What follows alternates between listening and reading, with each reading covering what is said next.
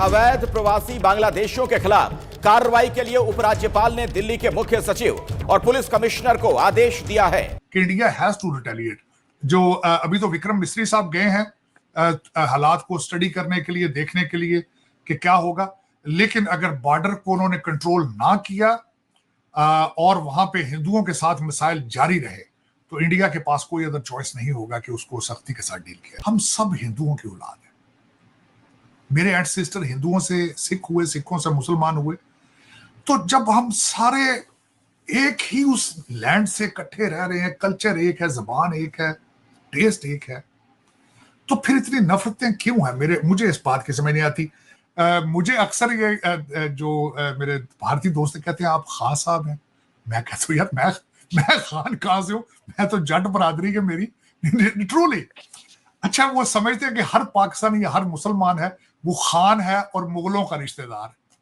हालांकि this is just, मैं बल्कि भारत जब पंजाब इंडिया जाता हूं तो मैं किसी को मैं ये बताऊं ना कि मैं जट बरादरी से हूं तो वो कहते हैं हाउ इट इज पॉसिबल कि जट भी हो और सिख नहीं हो। लेकिन हम फिर सिखों से कन्वर्ट हो चुके हैं, लोगों को ये पता नहीं। सर आप कह देते हैं कि मैं दिमागी तौर पे सिख भी हो जाता हूं कभी कभी। आप सोच नहीं सकते आलिया, मैं सिक्खी के बारे में मेरा इतना पढ़ता हूं जसदीद की वजह से, या इतना मुझे नॉलेज है। एवरेज एक सिख है उससे ज्यादा सिक्खी के बारे में मुझे नॉलेज है। और मैं मजे की बात है, सिक्खी के बारे में नहीं, जैनिज्म के बारे में मुझसे पूछें, हिंदुइज्म में सनातन धर्म के बारे में मुझसे पूछें, वेद के बारे में मुझसे पूछें। विक्रम मिस्री साहब गए वहां पे और उन्होंने जाके डॉक्टर यूनुस साहब से भी मिले और जश्मुद्दीन है जिसका नाम है, जो उनके काउंटर पार्ट है, उनसे भी मिले।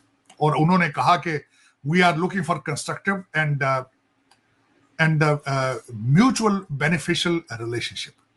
दूसरा उन्होंने बयान दिया है कि माइनॉरिटीज के हालात उन पर तवज्जो दी जाए, हिंदुओं के ऊपर जो अटैक हो रहे हैं उस पर दिया जाए। लेकिन विक्रम मिस्री साहब ने हसीना वाजिद के इशू को बिल्कुल उसके ऊपर काम क्वाइट रहे हैं। दूसरी तरफ से बात होती रही है हसीना वाजिद के हवाले से, बल्कि वो उन्होंने वोकल इस पे जाके उन्होंने बात की। लेकिन अब मैं थोड़ा सा देखने वालों को बांग्लादेश के हालात से कि इसके माजी पे भी बताना चाहूंगा कि हालात कैसे रहे।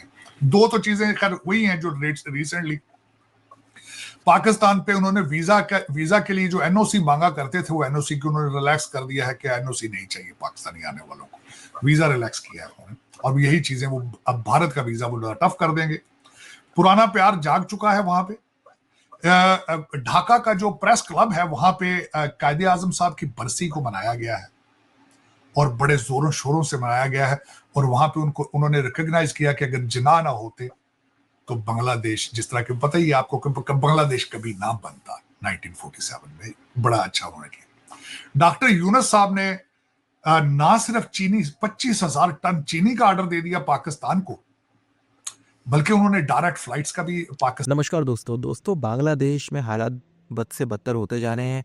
मोहम्मद यूनुस अब सिर्फ एक ये बात नहीं है कि वो इंडिया की दुश्मनी में ये सब कर रहा है, बल्कि ये सब डीप स्टेट का खेल है। जिस तरह से रशिया को फंसाया गया है यूक्रेन के साथ वॉर में, उसी तरह से भारत को बांग्लादेश के साथ वॉर में फंसाने की साजिश चल रही है, ये षड्यंत्र चल रहा है। इसीलिए बार बार ऐसी कार्रवाई होती है, इस तरह की चीजें होती हैं कि उकसावे वाली कार्रवाई होती है कि भारत हमला करे। अब इसमें भारत बहुत ही संयम से काम ले रहा है। बीएसएफ अलर्ट पे है, बीएसएफ का पेट्रोलिंग चल रही है, सेना भी अलर्ट पे है, चीजों पे कंट्रोल किया जा रहा है और बातचीत भी चल रही है। लेकिन अगर ये डीप स्टेट का खेल है तो उससे निपटना इतना आसान नहीं है। हमें कम से कम 20 जनवरी तक का वेट करना पड़ेगा, जब तक अमेरिका में डोनाल्ड ट्रंप राष्ट्रपति पद की शपथ नहीं ले रहे, और उसके बाद डेफिनेटली हालात बदलेंगे। आप इस सब के बारे में क्या सोचते हैं? क्या आप मेरे साथ सहमत है? कमेंट बॉक्स में जरूर लिखिए। वीडियो अच्छा लगे तो लाइक करें, शेयर करें, चैनल को सब्सक्राइब करना ना भूलें। आइए आगे बढ़ते हैं इस वीडियो में। सर ये साजिद साहब, ये खाने वाली चीनी है या चाइना वाली चीनी है? खाने वाली चीनी पहले वो भारत से लेते थे, भारत से लेते थे। 25,000 चीनी का ऑर्डर दिया है, डायरेक्ट फ्लाइट्स का ऑर्डर कर रहे हैं। साथ ही उन्होंने पाकिस्तान को असले का ऑर्डर भी दे दिया है। 40 ton RDX, 2900 high intensive projectile, 2000 units of टैंकों के गोले और 40,000 राउंड ऑफ आर्टिलरी का ऑर्डर उन्होंने दे दिया।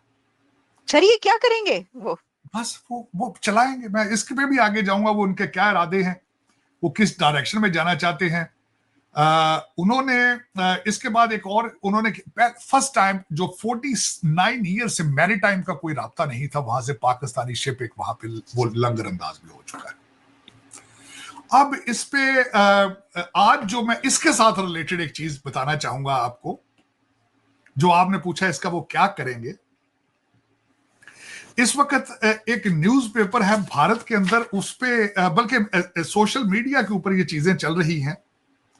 India.com एक चैनल भी है और वहां पे एक रिटायर्ड बांग्लादेशी अफसर हैं, उन्होंने भरपूर बांग्ला जबान के अंदर स्पीच दी और वो सोशल मीडिया पे इस वक्त बहुत पॉपुलर है। उन्होंने कहा कि अगर हमें हम 5100 रिटायर्ड फौजी हम इकट्ठे हैं, अगर हमें 3 मिलियन बांग्लादेशी ज्वाइन कर लें तो हम कलकत्ता, वेस्ट बंगाल, असम के ऊपर 4 दिन के अंदर कब्जा कर सकते हैं। ये उन्होंने ये इस वक्त सोशल मीडिया के ऊपर ये चल रही है। तो ये तो बकायदा धमकी दी है ना, धमकी दी है। और उन्होंने हसीना वाजिद को कहा है बंगाली जबान में कि she was a lady frown थी, वो हमारे ऊपर जुल्म करती रही है with the support of India. तो ये उन बहुत ज्यादा गुस्सा, और ये सारी पहले भी। और दूसरा आपने ये तो सुन ही लिया होगा कि बांग्लादेश यूनिवर्सिटी के अंदर जो एक प्रोफेसर साहब थे, उन्होंने कहा था कि हमें पाकिस्तान से एटॉमिक जो है रिलेशनशिप और एसेट्स वो लेने चाहिए। तो अल्टीमेटली वो यही समझते हैं कि हम पिछले दौर के अंदर हमारे ऊपर हसीना वाजिद जो जुल्म करती रही है उसके पीछे सपोर्ट इंडिया की थी, और India is not a friendly country anymore. अब भारत अगर देखा जाए तो परेशान होना चाहिए उनको कि 2 बॉर्डर्स के ऊपर जो है वहां पे अल जिहाद के नारे लग रहे हैं। अब जो मैं अगली चीज आपको बताना चाहूंगा कि भारत के तहफुजात कैसे हैं आज, जो मैंने इस पे पूरी रिसर्च की है। तो उस रिसर्च में जब मैंने देखा है कि जब पिछले दौर में बांग्लादेश नेशनल पार्टी की हुकूमत होती थी खालिदा जिया की, तो वो जमात इस्लामी के साथ उनके सॉफ्ट कॉर्नर था उनका। तो अकॉर्डिंग टू द भारतीय इंटेलिजेंस एजेंसियां, ये पीरियड मैं बताना चाहूंगा पीरियड कौन कौन से थे, 1991 से लेकर 1996 तक। दूसरा पीरियड उनका 2001 से 2005 था। भारतीय एक्यूज करते हैं कि मसूद अजहर साहब और सज्जाद अफगानी ये दोनों बांग्लादेश के जरिए भारत आए थे।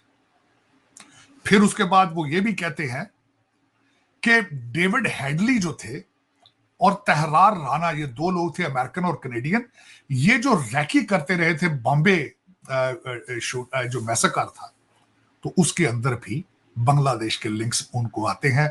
और वो कहते हैं कि LAT जो है लश्कर तैयबा, वो रोहिंग्या आबादियों के उनमें अपना असर रसूख रखते हैं और उनके यूनिट वहां पे मौजूद है।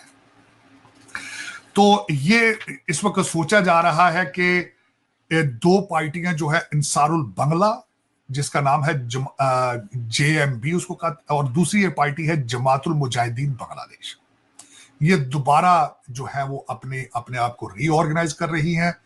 जमात इस्लामी को वो भी रीऑर्गेनाइज कर रही है अपने आप को, और they are moving towards the radicalisation.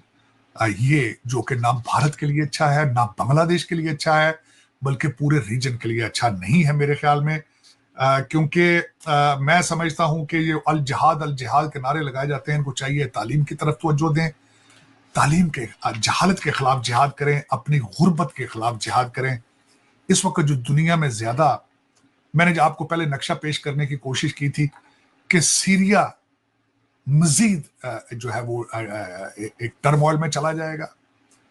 जो आज कुछ लोग कह रहे हैं, आज टर्की से खबरें आ रही हैं कि लोग अपने सामान पैक करके तो शाम की तरफ जा रहे हैं, लेकिन मुझे वहां पे किसी अच्छे की उम्मीद नहीं है। और इस वक्त अगर देखा जाए, आलिया जो एक मैं सिनेरियो पेश करता हूं, इजराइल की आबादी 9 मिलियन, 2 बिलियन से ज्यादा पूरी दुनिया की पॉपुलेशन है। इस वक्त दुनिया में इंक्लूडिंग अमेरिका उनकी मर्जी के बगैर चिड़िया पर नहीं मार सकते।